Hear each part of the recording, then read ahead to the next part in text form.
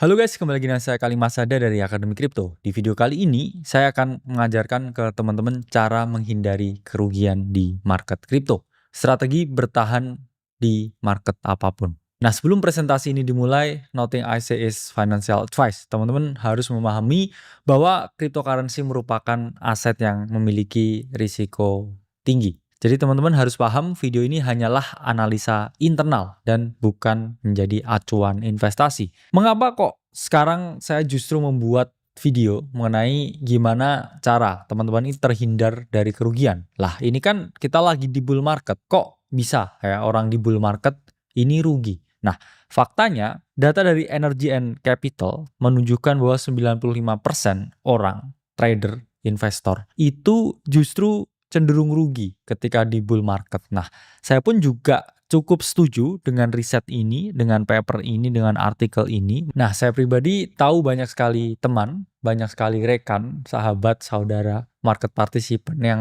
saya amati pergerakannya. Kok mereka ini bisa rugi ketika bull market? Banyak dari mereka ini yang satu ya salah positioning. Mereka nggak punya conviction dengan apa yang dibeli. Kemudian mereka FOMO ya, orang udah cuan banyak, aset udah naik berkali-kali lipat, baru dia masuk ya akhirnya memperoleh kerugian. Dan berbagai hal-hal lain yang saya bilang teman-teman harus waspadai kalau teman-teman ini mau bertahan di market ini. Jadi ingat teman-teman, ada siang, ada juga malam, ada bull market, pasti ada juga yang namanya bear market. Di mana Bitcoin mengalami price action yang turun, ya, yang biasanya selama ini naik. Kemudian harga aset-aset altcoin hampir semuanya ke nol ya. Koreksinya lebih dari 90%. Jadi saya nggak mau nakut-nakutin, tapi saya mau teman-teman ini prepare dan juga was-was. Pasti ya, ada fase, pasti ada momen di mana kita nggak up only lagi dan market mengalami koreksi yang signifikan dalam waktu yang cukup lama ya, apalagi market-market altcoin. Saya pribadi ya masih cenderung setuju ya, berani hold Bitcoin even di bear market, meskipun ya kita bisa jual beberapa persen. Namun kalau altcoin itu saya selalu advice sebelum market top, sebelum kita masuk bear market itu harus ya teman-teman, harus dijual semuanya. Nah, di sini pun teman-teman juga bisa melihat ya, hanya 10% orang yang actually make money even in the bull market. Karena kalau kita lihat ya, banyak sekali data yang menunjukkan bahkan ketika bull turns into bear, banyak sekali kita tahu ya perusahaan-perusahaan kripto ini yang merugi. Venture capital rugi, oke, perusahaan pendana rugi, exchange juga ada yang rugi bahkan sampai collapse ya kalau kita lihat di bear market sebelumnya. Jadi nggak semua orang itu juga actually make money di market ini, di kripto. Jadi kalau teman-teman masuk tier ya, teman-teman yang memperoleh cuan, memperoleh keuntungan, teman-teman tuh satu harus perbanyak bersyukur, dua punya ekspektasi yang lebih kecil lagi atau dikurangi, tiga jangan lupa take profit ya atau TP. Jangan sampai cuman hanya take picture. Karena actually you guys are very rare ya, hanya 10% yang bisa make money di market dan 80%-nya ya lose money. Jadi teman-teman harus sangat hati-hati. Langsung ke topik pembahasan, gimana cara bertahan menghindari kerugian ketika bull market. Kamu kalau di bull market aja rugi, gimana waktu bear market? Ini jauh lebih sulit. Apakah bear market itu ada peluang untuk trade? Jelas jawabannya ada. Apakah lebih sulit? Pasti. Dan tiga, apakah survival rate-nya itu jauh lebih kecil daripada di bull market? Ya jelas ya. Data tadi menunjukkan bahwa actually 10% itu bisa make money ketika bull market. Ya, gimana kabarnya 90% ini? Apalagi 90% ini nanti ketika bear market ya, jadinya hanya 99% ya yang kehilangan money dan mungkin ya 1-2% yang actually make money ketika bear market. Jadi teman-teman harus sangat hati-hati karena itu adalah statistical data ya, teman-teman nggak bisa deny. Nah, gimana caranya melindungi dari potensi kerugian ketika bull market ini? Yaitu adalah pertama, lakukan analisa mandiri. Ya, saya tahu banyak sekali market participant ini yang nggak bisa melakukan analisa. Jadi ada temennya dengar apa, dia beli. Ada saudaranya ngomongin koin sesuatu dia beli. Ada saya ngomongin analisa misalkan di margin call atau lain sebagainya langsung beli. Tanpa teman-teman ini tahu kenapa teman-teman harus membeli, area di mana teman-teman membeli, kapan teman-teman harus membeli, kapan teman-teman harus menjual. Tesis apa yang mendasari pembelian tersebut? Ini nggak ada sama sekali. Teman-teman harus bisa melakukan analisa mandiri. Ingat ya teman-teman, trading itu menjadi seorang trader adalah suatu pekerjaan yang sangat sulit. Seperti dokter lah ya. Orang kalau mau jadi dokter itu harus kuliah bertahun-tahun, kemudian harus praktik beratus-ratus kali, baru ya bisa dia certified sebagai seorang tenaga medis. Sama juga dengan trader. Kamu kalau trading itu nggak bisa menganalisa sendiri, itu sama aja seperti dokter yang nggak bisa mendiagnosa. Jadi kamu nggak tahu nih pasiennya sakit apa. Sama kayak kamu lihat di market. Ini kamu nggak tahu marketnya ini mau kemana. Kamu nggak tahu aset ini kira-kira waktunya beli atau waktunya jual. Dan hal tersebut itu yang menyebabkan banyak sekali ya 90% tadi trader rugi. Dan kebanyakan mereka ini FOMO ya. Jadi beli di atas, harga turun, dijual. Oke. Waktu dia naik lagi ke atas, dia cenderung beli lagi, turun nanti dijual lagi ya. Ini data dari FBS juga menunjukkan ya banyaknya trader yang gagal itu karena FOMO. Biasanya mereka itu beli ketika hijau, jual ketika merah ya. Jadi misalkan harga lagi tinggi nih, oke. Ini extremely positive sentiment seperti market yang sekarang ya. Sentimen itu sangat positif, semua orang memiliki bull case skenario yang sangat tinggi, mereka lupa bahwa harga itu bisa turun ya. Mereka langsung FOMO time dan mereka feeling very great ketika mereka ini membeli ya saat harga itu di pucuk. Tapi kalau harga ini mulai turun, mereka udah mulai denial. Wah, kira-kira tadi barusan langkah yang tepat nggak ya saya beli di titik itu ya. Kemudian dia turun, mulai panik ya. Terus kemudian dia turun lebih dalam ya. Akhirnya dia sampai di tahap depresi. Oke. Dan ketika depresi, oke, extremely negative sentiment, biasanya mereka jual. Cut loss, saya beli di atas, drop 30% dari 100 juta jadi 70 juta, akhirnya di cut loss ya setelah loss 30 juta. Nah, ketika harga ini udah naik lagi, ya dia udah mulai FOMO time lagi, beli lagi. Oke, kemudian di sini dengan asetnya 70 juta dia beli. Kemudian harganya itu turun lagi. Misalkan turun 50%. Nah, terus dia cut loss lagi. Jadi asetnya dari 100 juta jadi 70 juta, jadi 35 juta, terus naik lagi, dia FOMO lagi dengan backs-nya yang hanya 35 juta. Drop lagi, oke. 50%, terus kemudian uangnya tinggal sekitar 17 juta setengah gitu ya. Terus kemudian dia FOMO lagi, sampai dia kehilangan semua aset yang dimiliki. Ini bahaya ya. Orang yang nggak tahu analisa, orang yang nggak tahu kapan entry, biasanya cenderung FOMO, biasanya nggak dapat cuan sama sekali. Kita selalu jelaskan di crypto market, itu kalau teman-teman mau menganalisa, teman-teman nggak mau FOMO, itu ada 3 jenis analisa ya, narrative research, technical research, dan juga fundamental research.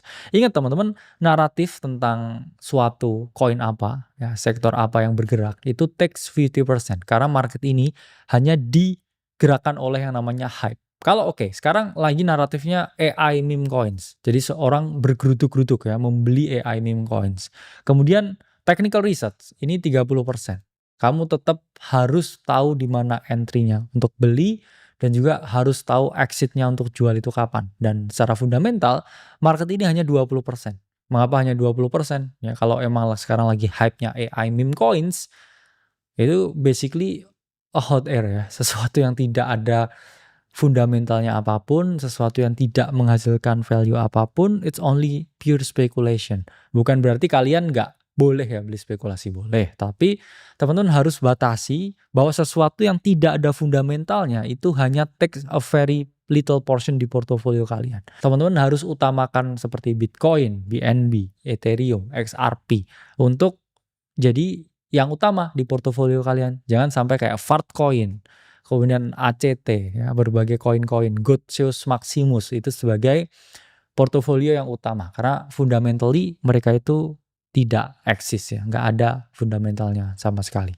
Kedua adalah manfaatkan multiple entry strategi. Jadi teman-teman harus paham ya, salah satu cara untuk mengantisipasi yang namanya FOMO, kemudian entry buruk, itu adalah dengan entry beberapa kali. Jadi kalau kamu nggak bisa mastering one entry only, yang mana juga memang sangat sulit ya. Saya pun juga menggunakan strategi yang namanya multiple entry.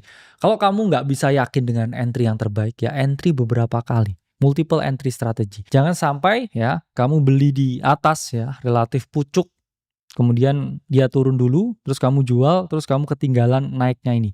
Hal ini biasanya terjadi karena kamu entry itu hanya sekali. Nah misalkan kamu punya 10 juta, kamu beli koin A, kamu beli di titik sini, oke? Kemudian dia drop nih 30%, jadi hanya 7 juta. Terus di sini kamu jual setelah drop 30%. Nah, kamu akan kehilangan upside kenaikan ini. Jadi jangan sampai karena kamu hanya entry sekali, kamu akhirnya merasa ya punya exposure yang penuh di market, udah nggak ada cash liquid, udah nggak bisa entry lagi ketika harganya turun. Nah, jawabannya kamu bisa entry di sini, terus kemudian entry lagi di sini, kemudian entry lagi di sini atau entry lagi di sini. Itu adalah multiple entry strategy. Sebelum kita ngomong ya caranya multiple entry gimana, kamu harus paham yang namanya allocation. Spot allocation itu saya selalu jelaskan maksimal untuk membeli satu koin itu hanya 10%. 10%-nya itu pun juga harus memiliki multiple entry strategi. Dan teman-teman harus punya cash liquid at least 30% dari portofolio yang teman-teman miliki. Misalkan seperti apa? Misalkan saya punya portofolio kripto 100 juta. 30%-nya itu harus cash liquid, harus sesuatu yang nggak disentuh. Jadi saya harus punya 30 juta. Yang mana itu ketika market turun ya, atau market dips, kamu bisa pakai 30%-nya. Atau ya 30% itu juga nggak masalah ya dijadikan margin of safety atau uang yang nggak disentuh sama sekali. Dan along the way up ya, portofolio kamu naik, kamu harus selalu punya 30% cash. Ya, jadi misalkan udah agak banyak nih koinnya, dikurangin lagi hingga sampai punya 30% cash ya. Udah naik lagi TP jadiin 30% cash. Itu hal yang sangat bijak. Dan maksimal kamu membeli koin itu adalah 10% dari total portofolio yang kamu miliki. Misalkan kamu punya portofolio 100 juta ya, maksimal untuk membeli satu koin itu adalah 10 juta. 10 juta pun kamu bisa lakukan multiple entry. Misalkan entry 4 kali. Sehingga per entry kamu keluarin ya uang 2,5 juta. Ini contohnya. Ini adalah multiple entry strategi. Jadi pecah entry untuk menemukan harga terbaik. Misalkan harga ini naik, kemudian dia mau retrace, ketika dia OTW retrace, kamu bisa entry 4 kali ya, 2,5 juta, 2,5 juta, 2,5 juta, 2,5 juta. Jadi ini entry yang jauh lebih baik ya daripada kamu entry tunggal di sini ya. Kemudian kamu nggak averaging anything dan panik ya, misalkan ketarik harga turun. Jadi ini juga salah satu langkah ya untuk menghindari yang namanya FOMO. Ketiga, itu adalah jangan over leverage. Saya tahu teman-teman ini punya fantasi ya. Kalau uang saya 100 juta, saya pakai leverage 10 kali ya. Jadi saya punya daya beli sampai 1 miliar. Itu pun juga sama ya. Kalau dia drop 10%, kamu kehilangan semuanya. Ingat ya teman-teman, banyak event yang tidak terduga di bull market. Exchange juga butuh ya. Biaya transaksi, exchange juga butuh ya likuidasi kalian. Jadi jangan sampai kalian ke shake out. Whales juga take profit sehingga menyebabkan yang namanya weak candle yang cukup besar. Event-event seperti ini sering terjadi di bull market. Jadi teman-teman yang mau spot and chill, it's okay ya, daripada kamu ini kehilangan uang karena kelikuidasi ketika bull market. Jadi ini sering sekali terjadi ya. Seperti beberapa hari yang lalu yaitu ada liquidation event hampir sampai 1,57 billion ya terlikuidasi. Bayangkan uang triliun-triliunan ya terlikuidasi hanya karena Bitcoin drop dalam 4 jam ya. Bahkan biasanya setelah dia drop itu dia balik lagi ke harga sebelumnya. Setelah kalian kehilangan semua posisi yang kalian miliki, mungkin kehilangan semua portofolio yang kalian miliki, harga kembali ke tempat sebelum dia ada liquidation event. Jadi harus sangat hati-hati ya teman-teman. Dan keempat, terakhir nih, pahami 75% rules. Ini rules yang saya secara psikologis pribadi ya amati di saya sendiri atau di teman-teman saya. Biasanya kita itu tidak mencapai 100% target yang kita miliki. Dan it's fine. Kadang ada titik di mana kita harus berhenti sebelum mencapai garis finish. Nah ini terdengar ya sangat pesimistik, tapi ya begitulah adanya. Kadang kita nggak harus max out kemampuan maksimal kita, kadang kita nggak perlu max out target kita. Karena biasanya dunia hanya memberikan kita 75% dari yang kita inginkan. Dan biasanya ketika kita mau mencoba dari 75 itu ke 100, yang ada itu adalah ya kita kehilangan semuanya. Ini adalah advice yang bisa saya dapatkan ya. 75% itu angka yang sweet spot to stop. Ya, jadi misalkan gini, kamu pengen target 1 miliar pertama, kamu angka psikologisnya portofolionya 1 miliar. Biasanya di 750 juta harus stop. Kalau dari 750 juta, ini kamu paksakan buat dapat 1 miliar, biasanya untuk memperoleh ya additional 25%, additional 250 jutanya. Ini kamu malah kehilangan 750 jutanya terus balik ke 100 juta lagi. Hal itu sangat sering terjadi. Misalkan ya, kamu punya 100 juta mau jadi 1 miliar, biasanya di 750 juta atau di 75%-nya ini harus stop. Karena ini adalah angka ya, sesuatu yang bisa kita dapatkan dan ini adalah angka harapan Dan batas antara 75 dan 100 ini adalah kenyataan. Ya, kenyataan bahwa oke, kita harus berhenti, jangan greedy, jangan putar duitnya lagi, enough ya. Kadang itu pun juga bisa terjadi di angka psikologis tertentu ya. Misalkan teman, oke saya mau bulatin keuntungan saya di bull market kali ini. Oke, saya mau bulatin trade ini. Harus cuan dulu nih 10 juta. Padahal kamu tahu nih chartnya itu udah nggak bisa naik 25% lagi. Chartnya udah nggak bisa kasih kamu additional 2,5 juta lagi. Jadi either you take it ya, atau kamu balik lagi ke nol, balik lagi ke 100 juta, balik lagi ke 10 juta. Jadi jangan dipaksa ketika chartnya udah bilang nggak bisa. Dan ini pun juga sama ya.